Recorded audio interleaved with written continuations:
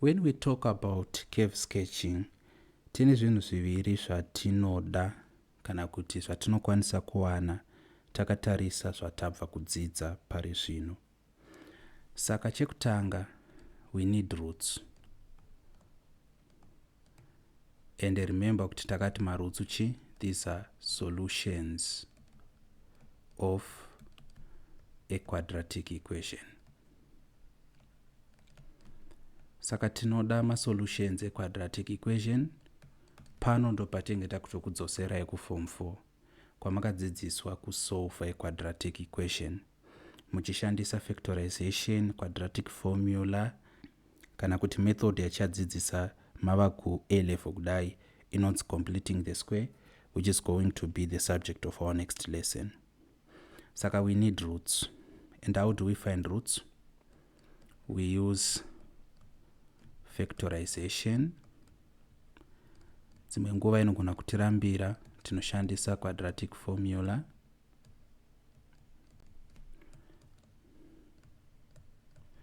Or method inonzi completing the square.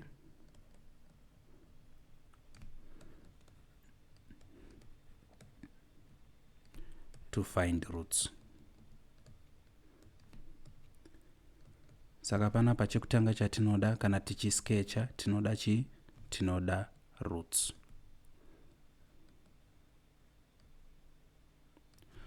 What else do we need? Kana tichiskecha hama dzangu, tichada zvakare kuziva the nature of the turning point. So what else we need is trikuda the nature of turning points. And for the nature of turning points, we use the coefficient of x squared, that is a.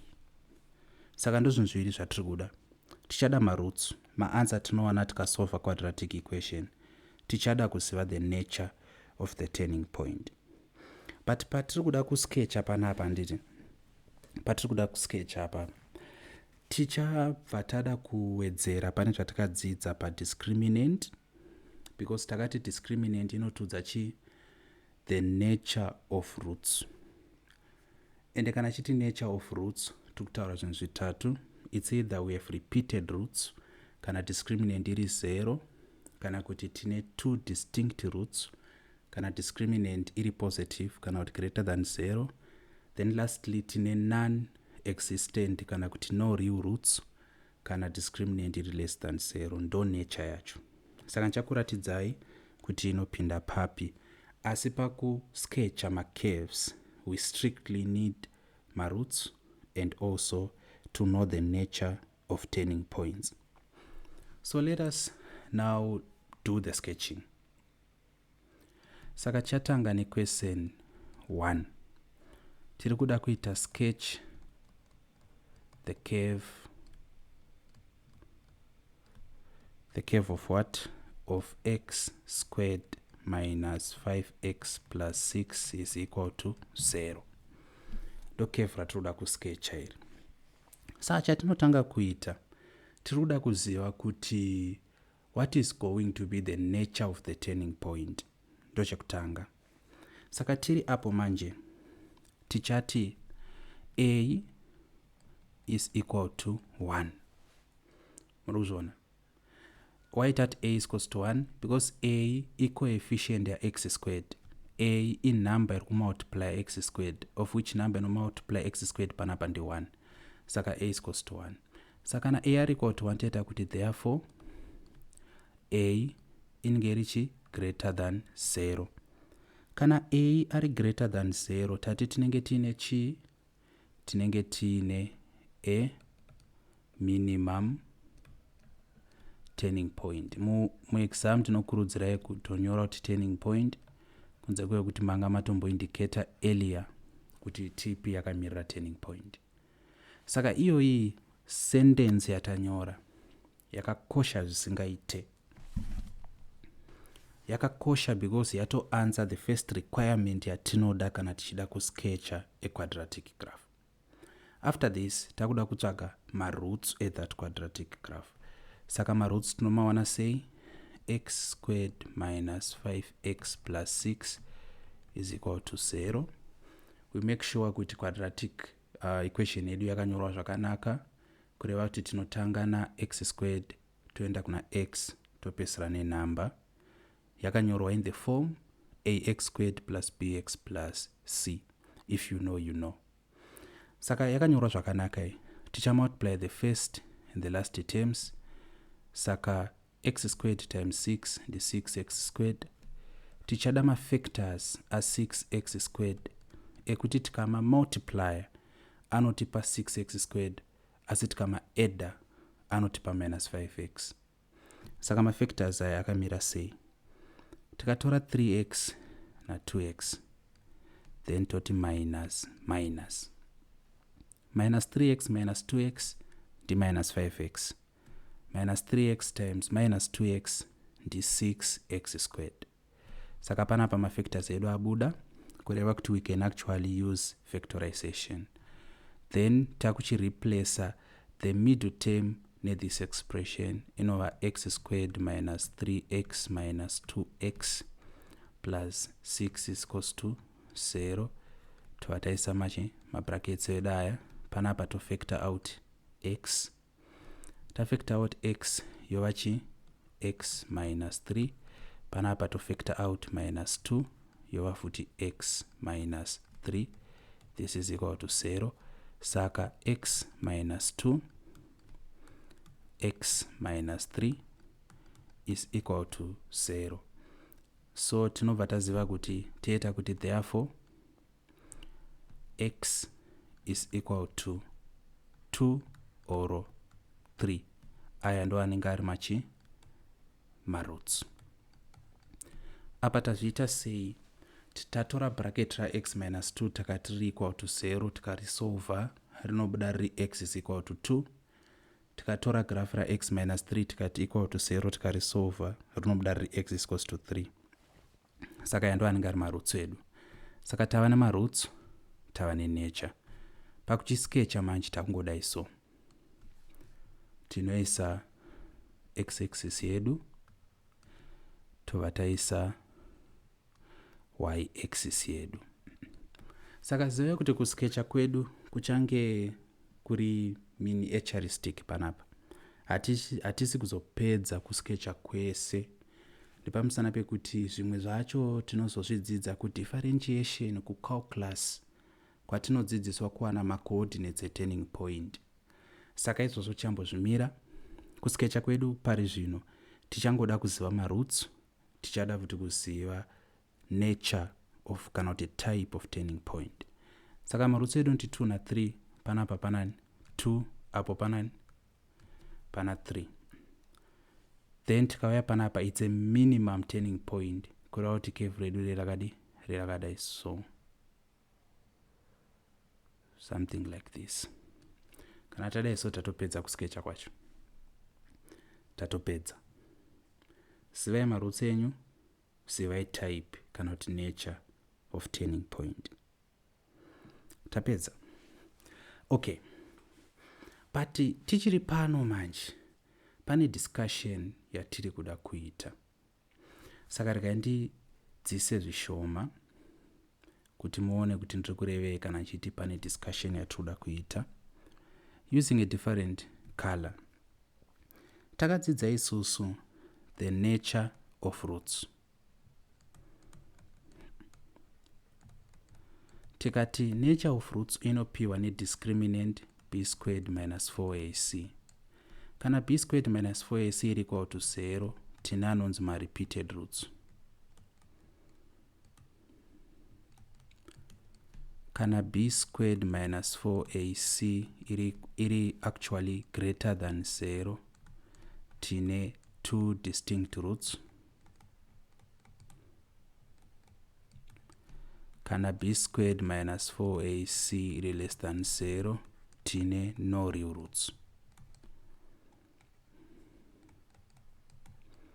Saka tikatora this quadratic equation yatiinayo yakati chi x squared minus 5x plus 6 is equals to 0. Pazasi payo tikanyora the general form of a quadratic equation ax squared minus bx plus it's actually ax squared plus bx plus c is equals to 0. Tinoona panapa kuti a anenge ari equal to 1 andika b anenge ari equal to minus 5 c anenge ari equal to 6. Saka tikada kuziva kuti b squared minus 4ac inenge iri equal to chi, b ndiye ndi minus 5, saka minus 5 squared minus 4 multiplying a ndi 1, c ndi 6. Saka what is this equal to? Minus 5 squared, that's 25. Minus 4 times 1 ndi minus 4. Minus 4 times 6. 6, 12, 18, 24 ndi minus 24. Saka discriminant yedu iri equal to 1. Kana discriminant iri equal to 1, inenge iri greater than 0. Kureva kuti we should have two distinct roots. Tikauyawo pakef pedu panapa tikumaona these are the two distinct roots. Saka zvatinoudzwa nediscriminant ichokwadi, and we have just proven it right. Okay, let us go to our second example.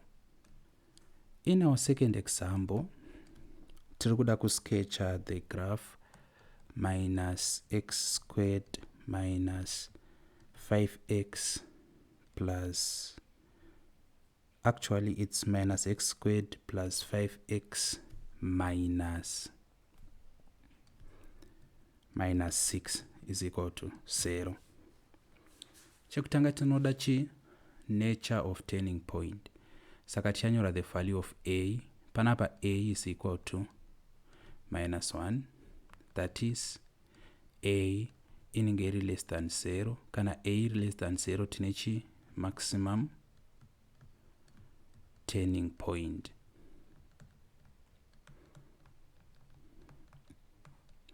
Like that. Okay, takuda kutsvaga maroots. Minus x squared plus 5x minus 6 is equal to 0. We multiply the first and the last terms. Minus x squared times minus 6 the 6x squared. Factors of 6x squared. Ekuti tikama multiply anotipa 6x squared, asi tikama add anotipa 5x. So this is simply 3x and plus 2x. 3x plus 2x the 5x. 3x times 2x the 6x squared. Saka minus x squared plus 3x plus 2x minus 6 is equal to 0. We bracket it. If we factor out from the first, what can we factor out panapa? Tika factor out minus x. Tinosara tinechi munoita x, because minus x times x ndiyo minus x squared. Then apa poita minus 3, since minus x times minus 3 ndiyo inotipa plus 3x. Munomto factor out 2, yobva yaita chi x minus 3 is equals to 0. Kureva kuti minus x plus 2 x minus 3 is equals to 0. Saka kana yadai so tinenge tikatora this bracket tikariti equal to 0. Minus x plus 2 is equal to 0, or x minus 3 is equal to 0. Panapa x anenge ari equal to 2, because minus x anongenda uko.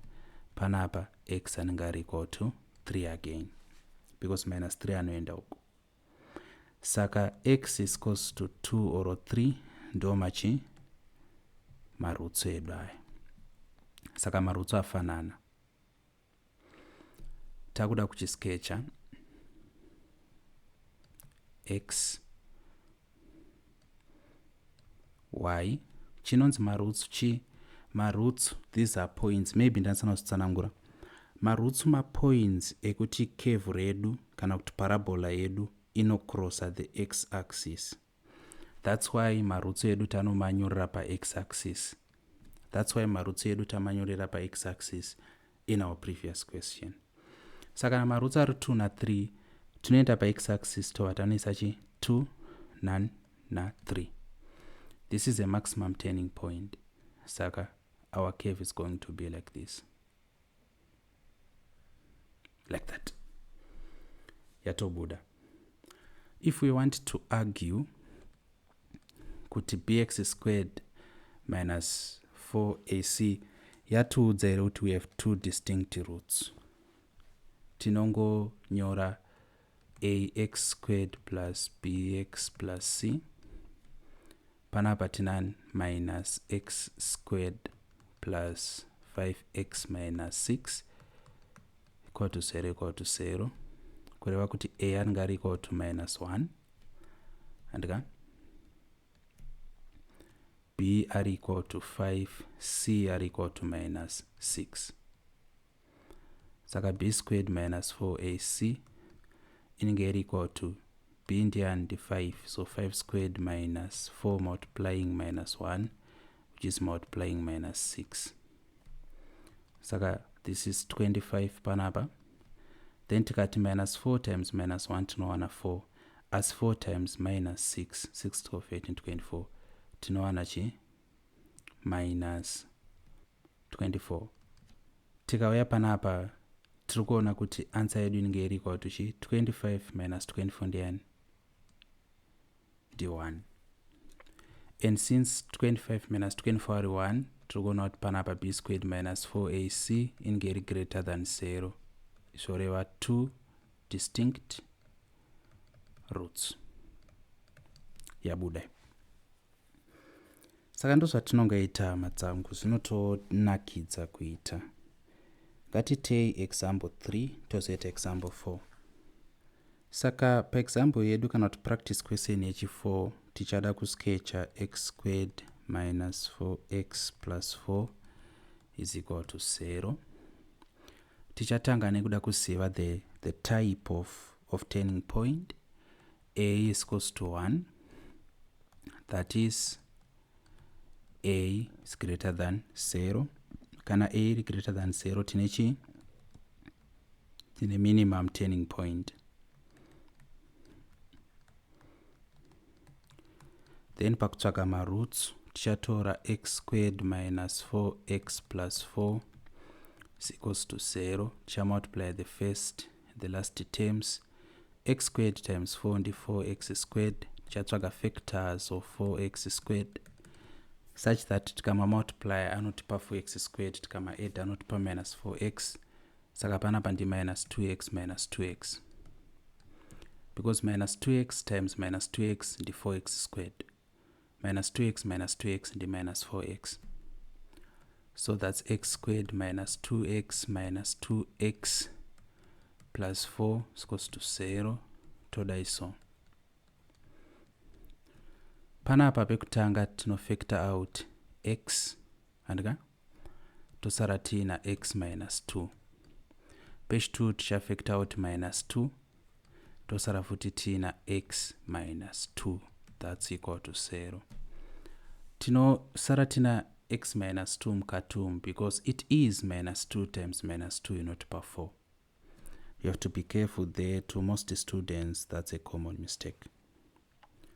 So eventually x minus 2, tatora matems ari kunze, x minus 2 is equal to 0. Zvichireva izvo kuti x inenge iri equal to 2 twice.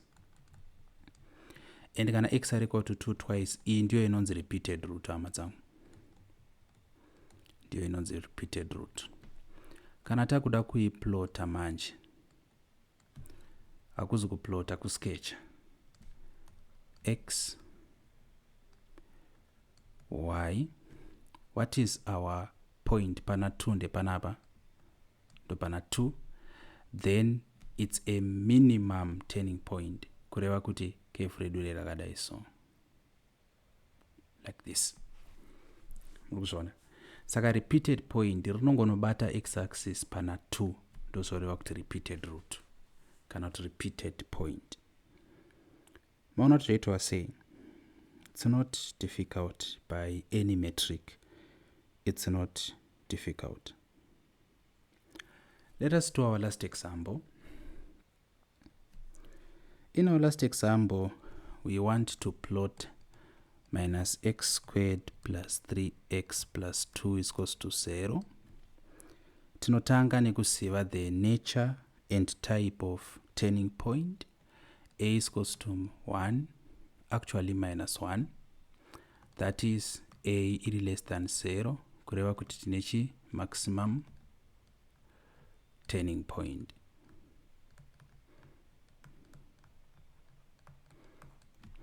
Taziva izvozvo manje takuda kutsvaga maroots. Saka tikatora minus x squared plus 3x plus 2 is equal to 0. Tika multiply the first and the last terms, tinowana minus 2x squared. Can we find factors of minus 2x squared? Yekuti tikama multiply anotipa minus 2x squared, tikama add anotipa 3x. Of course, kuti tiwane 2, we have to multiply 2 times 1, simply because 2 is a prime number. Prime number with only 2 factors, 1 in itself. But kuti tima multiply aya chitipa minus, andika? Like minus 2x squared. So reva kuti imwe inofanirwa kuva minus imwe iri plus. But imwe chifanirwa kunge iri minus imwe iri plus. Hatina nzira yatinogona kuchiwana plus 3x kana mafactors edu imwe iri minus imwe iri plus. Zvandingozama kutaura ndezvekuti tasvika pasituation yekuti factorization haishandi. Saka because factorization haishandi, ndinoda kukudzoserai kuquadratic formula. Saka quadratic formula makaidzidziswa sei? Ax squared plus bx plus c is equals to 0. Pasasitonyora minus x squared plus 3x plus 2 is equals to 0. Zvinoreva kuti a iri equal to minus 1, b iri equal to 3, c iri equal to 2. Zapa tangozvimechanisa tangofananidza. Then iyo quadratic formula yacho inoti chi? Inoti x is equals to minus b plus or minus the square root of the discriminant, b squared minus 4ac over 2a. So this is equal to minus b into 3. So it's minus 3 plus or minus the square root of b into 3, 3 squared. Apapo it's what? It's subtracting. Then trikuti 4 ko a indian, a indi minus 1, ko c indian, c indi 2. This is over 2 times a, kureva 2 times minus 1. So let us simplify it now. This is equal to minus 3 plus or minus, trakona kuti square root of chi. Saka 3 squared indi 9. Minus 4 times minus 1 indi 4, 4 times 2 indi 8. So it's actually plus 8, because minus 4 times minus 1 inge yatova positive. This is over minus 2. Saka ntenderewo kudzika zvishoma. Saka yadai so inge ya equal to minus 3 plus or minus the square root of 17 from 9 plus 8 over minus 2. Therefore, x inge equal to minus 3 plus the square root of 17 over minus 2, or minus 3 minus the square root of 17 over minus 2. Saka tikatarisa apo manje tinogona kutora calculator tova nema approximations ekuti maroots edu angambori chi. So let us do just that. So tikapinda mucalculator medu tengeta kuti chi. Tiri mucalculator medu tikati minus 3 plus the square root of 17. Tadaro tinova tati dividing minus 2. Answer yatiri kuwana panapa inenge iri minus 0.562 to 3 decimal places. But nichazoona kuti makai ndiri kumanyora mansai. tikauya futi panapa tikati minus 3 minus square root of 17 like that, tikati over minus 2, tiri kuwana answer yedu iri 3.561. so kana takuda kuisa sketch yedu manje, ngatingoisa ye panapa x y. tiri kuona kuti maroots edu tine a negative root iri kunoko, which will be, ngatinyore yakadai so, it is actually minus 3 plus the square root of 17 over minus 2. tinogona kuinyora yakadai root yacho kuti tive as accurate as possible. Then inoi 3.561 it's positive, toinyora futi minus 3 minus square root of 17 over minus 2. tikadzokera kumusoro kwatatanga taona kuti it's a maximum turning point, kureva kuti it's going to be something like this. ndozvo zvakaita careful yedu izvi. so saka dzimwe nguva maroots edu anenge asingawaniki tichishandisa factorization, pakadaro tinongoshandisa quadratic formula yatakadzidza. panapa munogona kuitora yekuti muone kuti chokwadi here discriminant inopredicta 2 distinct points. munozviona sei? b squared minus 4ac iri equal to chi. b yedu tainyora panapa ndi 3, so it's 3 squared minus 4 multiplying minus 1 multiplying 2, kurevei 3 squared that's 9 minus 4 times minus 1 ndi 4, 4 times 2 ndi 8, so it's plus 8. saka panapa it's just 17. like tatongo westa nguva kuiweka, taifangonoitorera panapa 17 yacho. so as we can see, discriminant b squared minus 4ac inge greater than 0, kureva kuti chokwadi that's 2 distinct roots. kana tadai so tinenge tapedza. so this was our lesson hama. I hope you understood. If there are any problems and if you want any more clarifications, write in the comments, or rather on our direct numbers which I'm putting on our board. Kana muri muZimbabwe mchida kutaura nesu, WhatsApp us on 0715213310. Maita basa muwe ni sora kanaka.